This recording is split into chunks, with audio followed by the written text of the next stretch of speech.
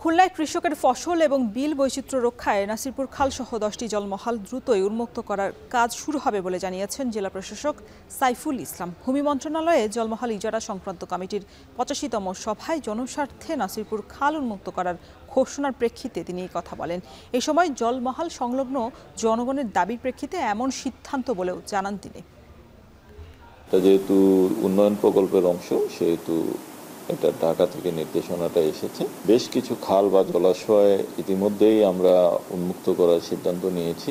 সেটা অবশ্যই জনগণের ব্যবহার্য হবে। সেখানে যে প্রাকৃতিক জলাশয়, প্রাকৃতিক পানির প্রবাহ সেটা যাতে আমাদের জলমহল অব্যাহত থাকে। আমাদের ব্যবস্থাপনা নীতিমালার লঙ্ঘিত হয় এমন কিছু যাতে না ঘটে সে বিষয়ে আমাদের সতর্কতা জারি আছে। তৎপরতা আমাদের ভূমি প্রশাসন অব্যাহত আছে।